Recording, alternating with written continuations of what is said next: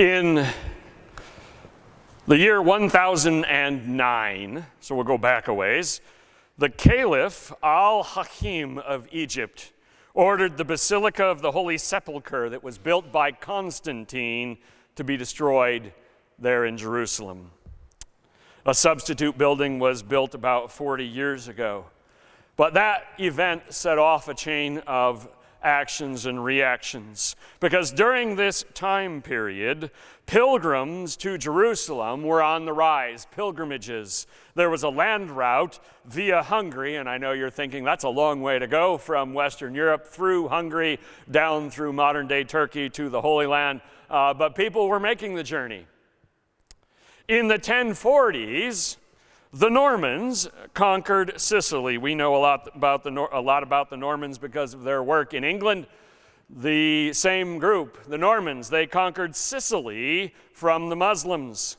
And at that point, the papacy allied itself with them in hopes of a reversal of fortune in the ongoing border wars between Christianity and Islam there in the central Mediterranean.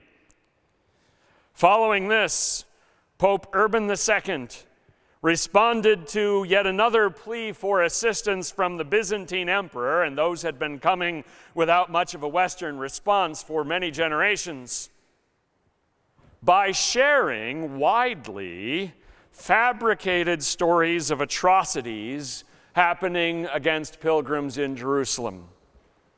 This was a bad sign. We were already using immoral methods, deception and lies, and things that they knew were not true in order to get people excited about what was coming.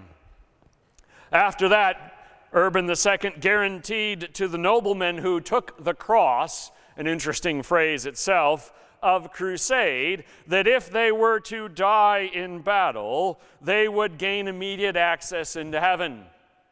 And so now to the deception, we've added a heretical theology, something new, something not in the gospel. In 1096, before a Crusader army ever made it to the Holy Land, Peter the Hermit's quote-unquote army in the Rhineland committed the first large-scale massacre of Jews in Christian history.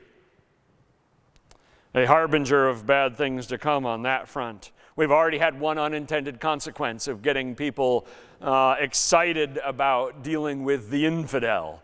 Now we've had a massacre of Jews.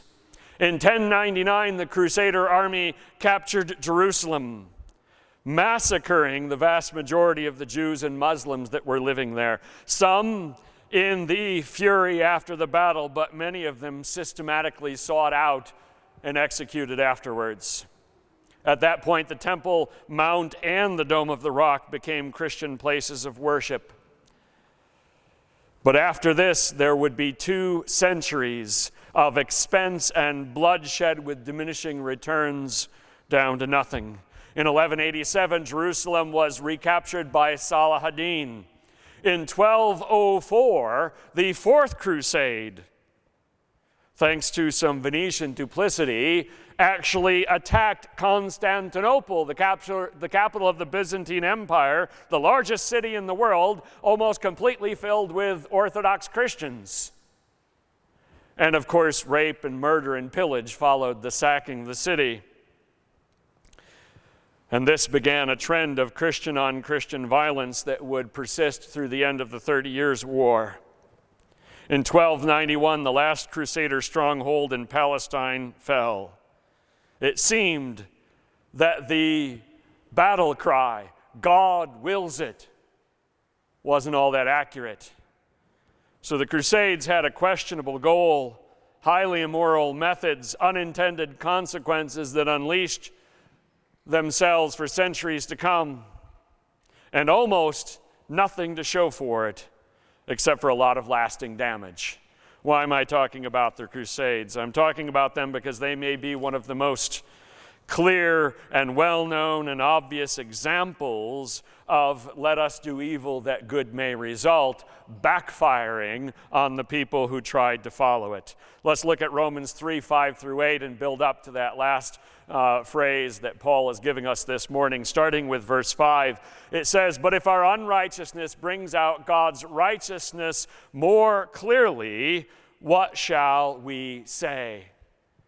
Paul's going to take a rabbit trail, and Paul likes to do this. I appreciate Paul doing this because I do this a lot too. And for a few minutes, he's going to answer a hypothetical objection that the Gospel's call for purity and holiness has a flaw. He's going to show what it is and then explain why that's no good. The objection begins by wondering why God would be angry at human sin when in fact our imperfection, our folly, our failures all make God's perfection and wisdom and might look all that much more spectacular in comparison. The objection says the worse humanity looks, the better the view from heaven, right? For a moment, we may pause to consider this because we've experienced this phenomenon, this way of thinking. Maybe you had a meal and you thought, oh, this was good, but it was because the last one you had was horrid. Or you stay at a hotel on a trip and you're like, this place is nice, and you don't notice its flaws because the last place had bed bugs and rats and all of that. Hopefully not, but it was horrid. That we have that experience with the weather, we have it with food, we have it with the homes we live in, we have it with the people we are associated with. A friend seems like an awesome friend because the last guy betrayed you, etc., etc. We have that back and forth in our way of viewing things. But this is the key.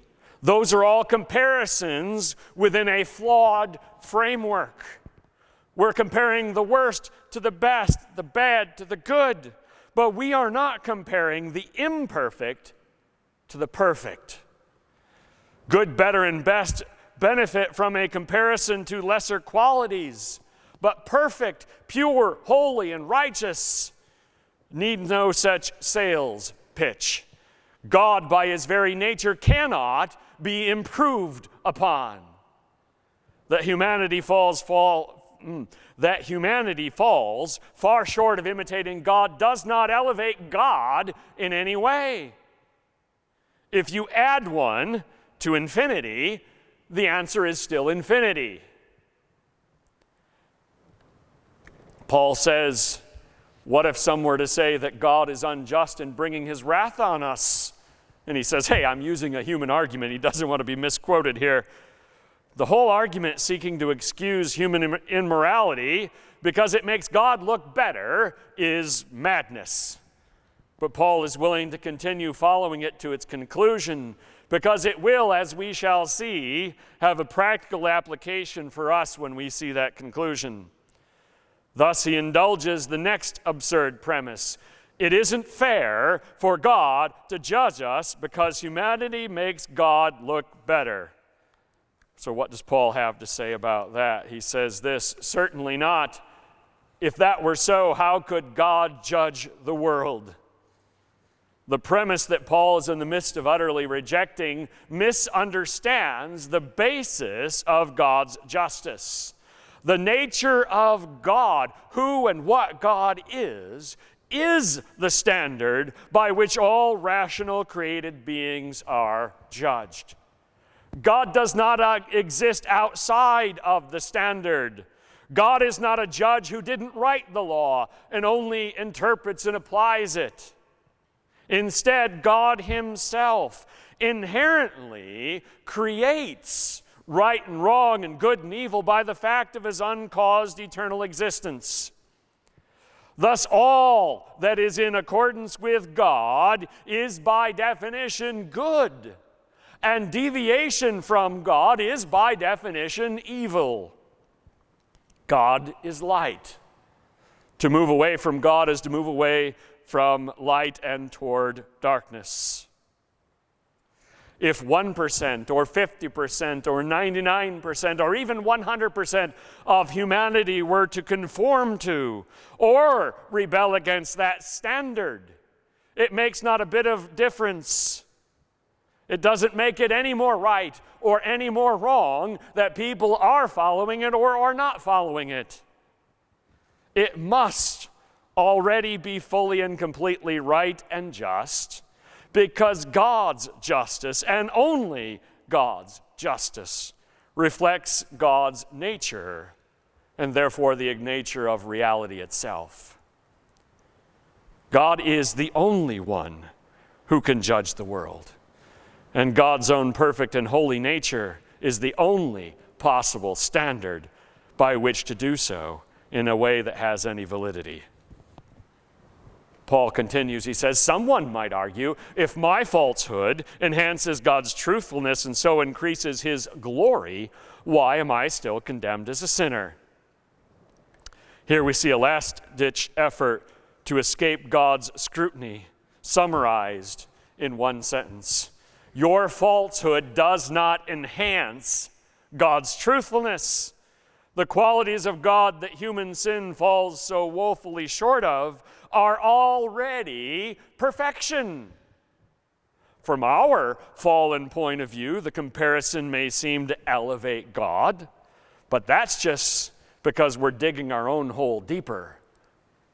God remains as he always was and always will be in the incomparable loftiness of holiness.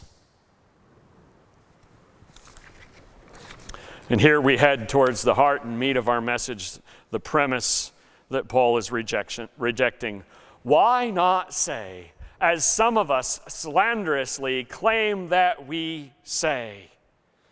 So the following statement that we are about to read, so concerned and so frustrated and so bothered Paul that he said it is slander when people falsely attribute it to Christians.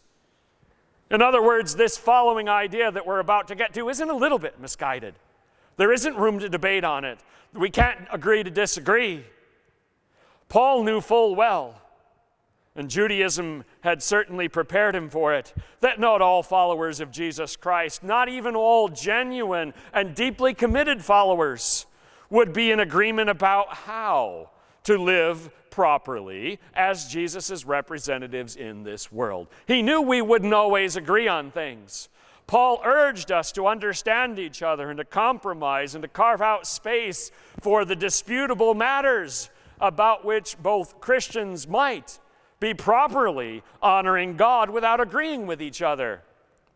What I'm about to read is not debatable or disputable. It is not one of those things. Here's the phrase that Paul is rejecting. Let us do evil, that good may result. Their condemnation is just.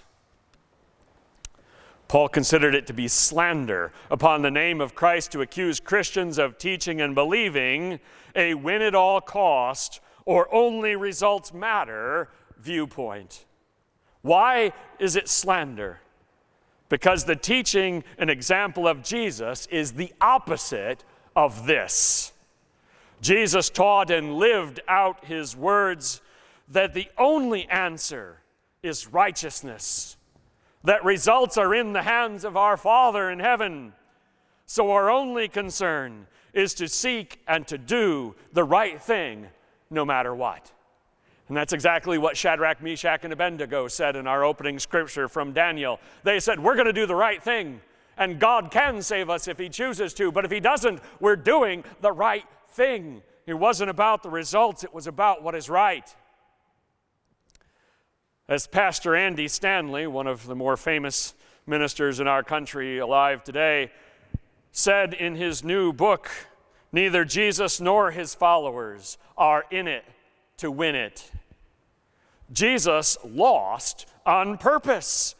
He accepted a humiliating, unjust, and horrific death because it served a righteous purpose and conformed to the will of the Father. Jesus did not in any way seek a shortcut or an easier path by embracing evil. When the devil offered him the whole world if he would worship something other than God, Jesus scornfully dismissed him. Instead, Jesus continued his journey to the cross, and he hung there until all was finished, until righteous self-sacrifice had redeemed the world. Likewise, we find the example of David when he was on the run from Saul for years. He was the anointed next king of Israel, but he refused specifically on 2 occasions to lay a hand to the Lord's anointed and to kill Saul himself, even though Saul was trying very hard to kill him.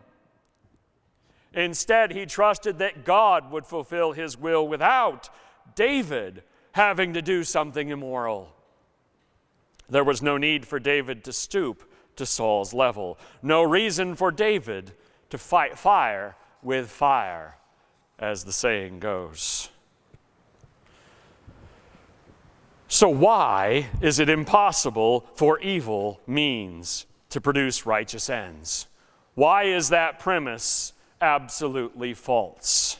Here are 5 of the primary reasons, and this list is not exhaustive. As I was writing this message this week, I was saying to myself that I've got a lot more to say on this. I could give more examples. There are more reasons, but I'm trying to keep it within a framework of one message.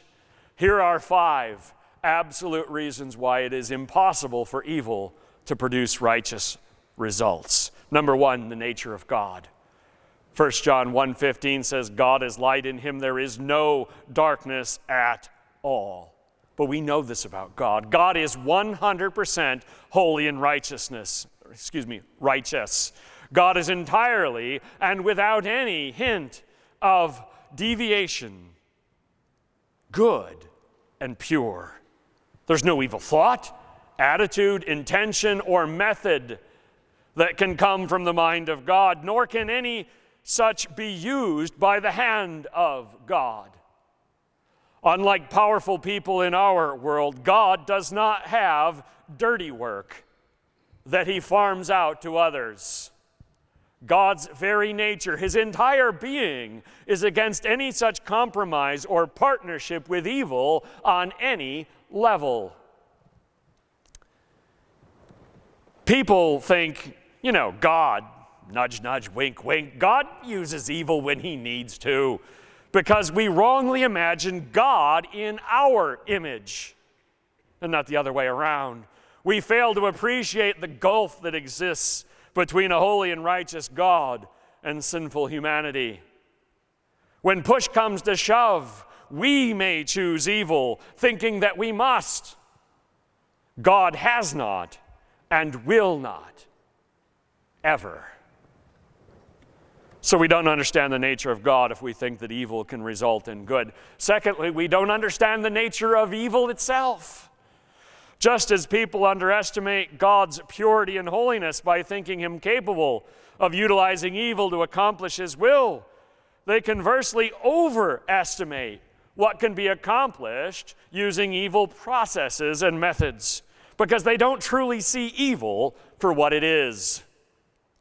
People imagine a spectrum between good and evil, where good would equate to a cool, pleasant day in the 60s or the low 70s, and evil is just one of those warm, muggy days, maybe in the upper 80s or the 90s, Not unpleasant, but not unworkable. Different, but not that much. And that is not true at all. There are indeed shades of gray between good and evil. There are things that are morally ambivalent, that are matters of conscience and personal preference. Paul confirms that in 1 Corinthians in detail and goes into it. But there is a gulf that exists between that which is good and holy and righteous and true, and that which is evil, unholy, unrighteous, and lies. To expect to blend evil methods into a righteous plan is both ignorance at how corrosive and dangerous evil really is, and stupendous arrogance to think that we can grab that tiger by the tail without getting mauled, that we can play with that fire without getting burned. It will not work. Period. Thirdly, we do not understand the power of God if we think that evil is necessary to produce good. Beyond misunderstanding the nature of God as if he would be willing or capable of using evil to fulfill his purpose, and underestimating evil by wishfully thinking that it could be utilized to produce righteous results, a third reason why this premise is absurd is that it woefully undervalues the power of God. Do you actually think that God needs evil to accomplish his will? Is God that weak? Are his resources so limited? Is his reach so short that he must turn to evil out of some kind of necessity? Such a God would not be deserving of the name, let alone worthy of our prayer and worship. But rest assured, God, the true and living God, the maker of heaven and earth, has power and to spare to turn his good and perfect will into reality. We're also misunderstanding the wisdom of God if we think that false premise. In a similar vein, is God not smart enough? Is his knowledge and sight limited enough that he would turn to evil as a tool thanks to some sort of lack of having a better plan? Hardly. God knows the end from the beginning. God exists outside of time with knowledge that our minds can't even properly understand, which is the response he told to Job. The path from here to there may seem impossible to us, but God knew it before the world was created. After all, God sent Jesus Christ on a mission that made no sense from the perspective of the disciples, but about which we marvel at the beauty and grace of the gospel plan now. Since God had a plan to accomplish history's most important task without utilizing evil in the slightest, I'm not worried at all about God's ability to chart the course of the present by the same righteous and perfect method. Lastly, we don't understand the will of God if we think that it uses evil in any way. Those who imagine that God might be willing or need to make use of evil are also fundamentally understanding the will of God. The goal and purpose of God's will is higher and more noble and true than our hopes and dreams. We imagine a better world. God is bringing us ever closer each day to a perfect world. It isn't easy for us to detach ourselves from our perspective's limitation, from the time and space that we inhabit. It isn't easy for us to ponder the whole world and the generations to come, yet that is what God's power and wisdom have always done. Romans 8:28 and 29 are a classic example of that. We read those verses with limited and materialistic goals in mind, but God is working to transform each of us into full and complete Christ-likeness. A task itself that we also imagine is easier than it really is. And God is working on that task here and now, in the midst of this world's toils and snares. And God is working on that plan with our imperfect and flawed hearts and minds as his material. Here's the thing. God will accomplish his will and his purpose in every genuine disciple of Jesus, beginning in this life and finishing in the next. Use evil to bring it about? That's preposterous. God's will is far too lofty, too comprehensive and complete to use any ingredient in it but righteousness. So now that I've talked about the theological reasons why using evil to make good happen is absurd. Where do we see this thinking and this use in Christians today? This is the application of this. Whoops. Sorry, it switched my view. There we go. The first place we see this is in people's personal lives, in their interaction with their family, with their neighbors, etc., even in the business that they conduct. So here's the part that hits close to home. Where and how are Christians falling for this outrageous lie and attempting to utilize evil? Well, some of us, at some points, think and act like this in how we treat our spouses, our children, our co-workers, our friends, our neighbors, in order to bring about, as we suppose, some desirable outcome. We convince ourselves that it'll be okay, in this instance, for this reason, to lie or gossip or steal or hurt someone or refuse to help someone. We rationalize, we hypothesize, we fantasize. It'll work out in the end. It's for their own good. It isn't personal. I didn't really mean it, etc., etc., and other such foolish nonsense that we try to salve our consciences with. For some of us, this attitude carries over into how we act as an employee or the business owner that we run, with lies that we tell ourselves like, I really need the money. I don't have any other choice. Everyone cheats their customers. Nobody actually pays all their taxes. So we do this on a personal level.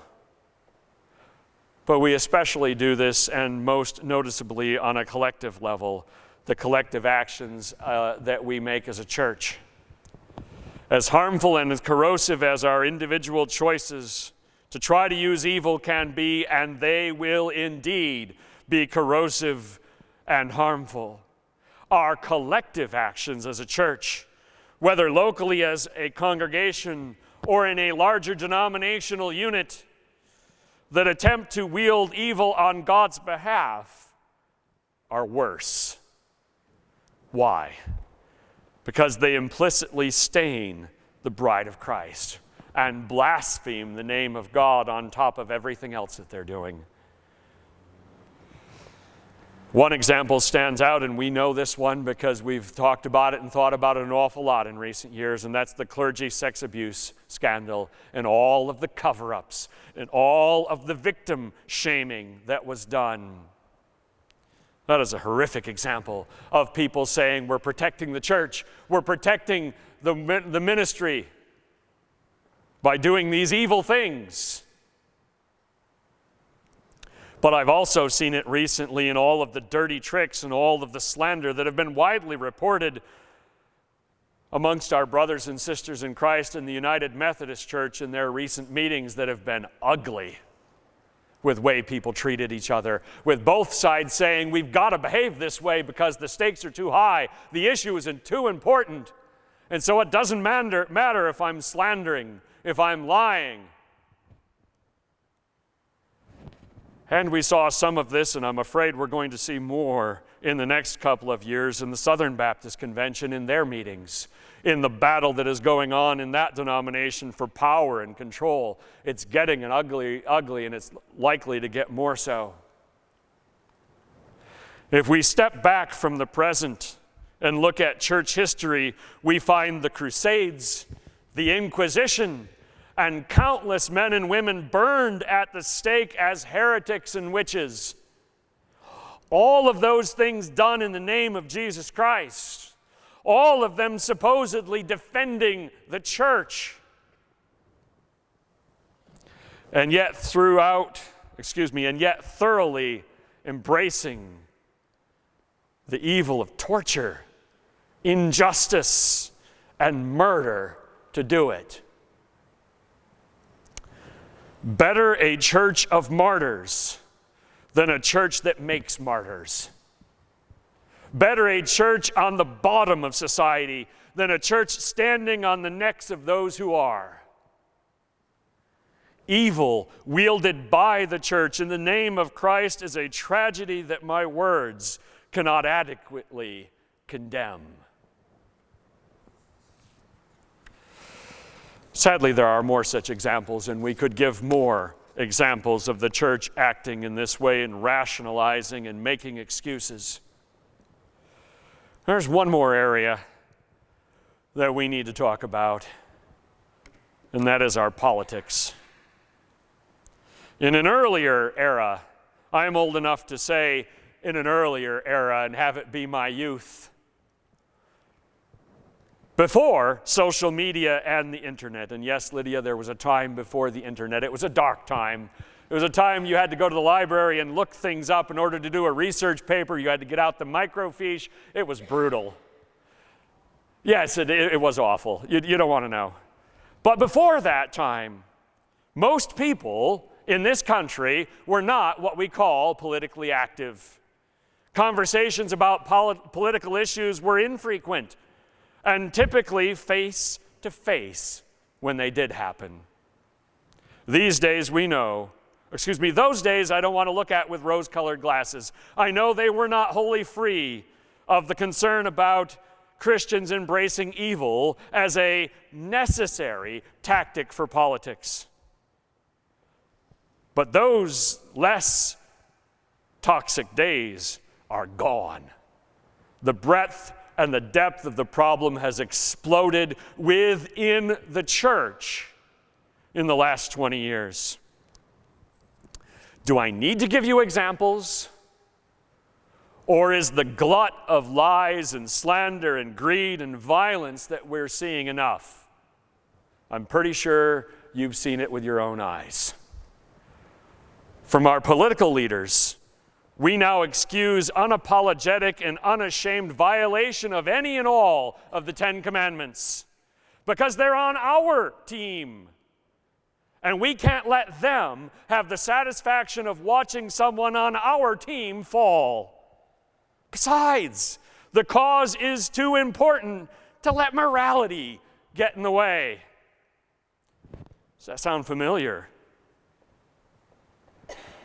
How many times have you heard someone say, maybe even to you, if you really cared about America and the future of our country, you wouldn't be whining about morality because winning is all that matters. This is a news flash because I know you've never realized this. Our politics as a nation are toxic. That was sarcasm. It's pretty obvious. We all know this to be true. And yet, tens of millions of Christians, or at least self-professed Christians in some cases, have convinced themselves that it is a necessary evil.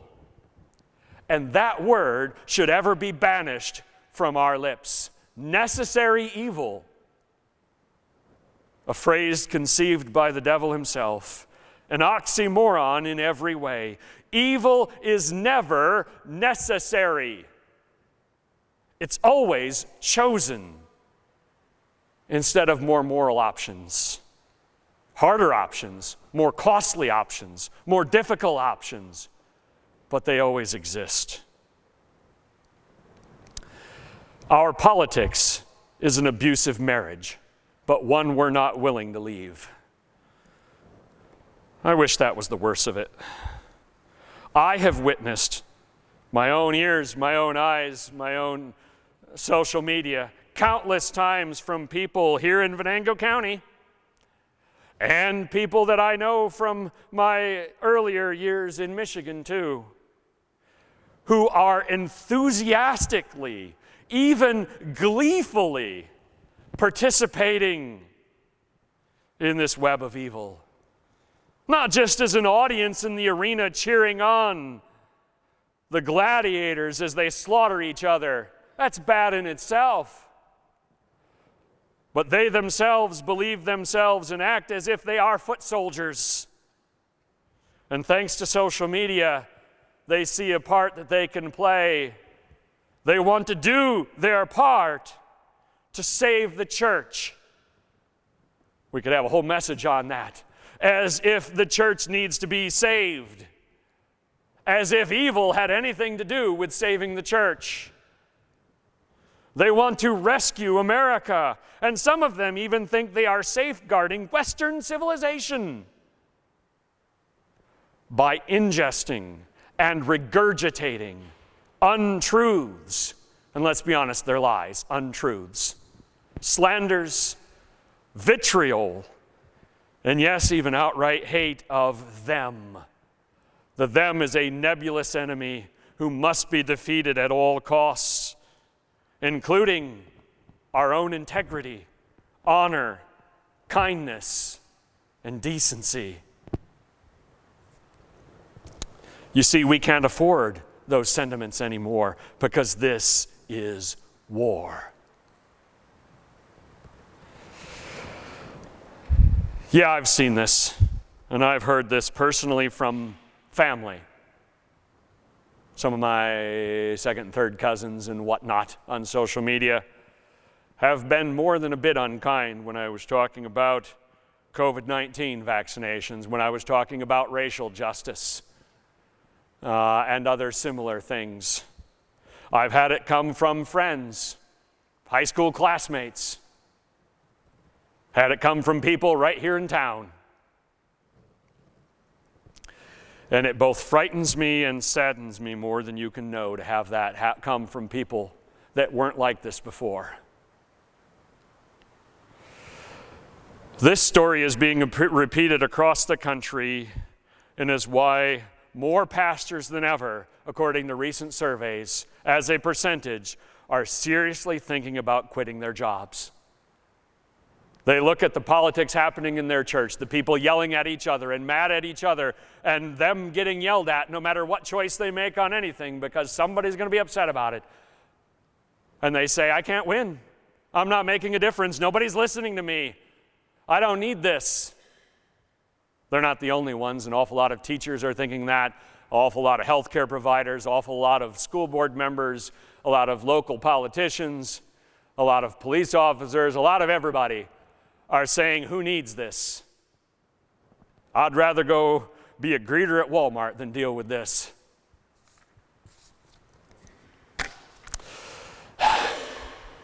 In the end, as much as I appreciate Batman, the church doesn't need one. We do not need someone willing to ignore the rules to get the job done for us.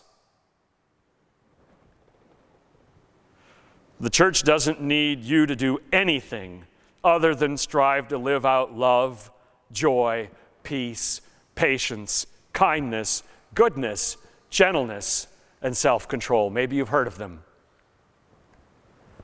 They're called the fruit of the Spirit, and they are a gift from God. And they are every single thing we need to be more than conquerors.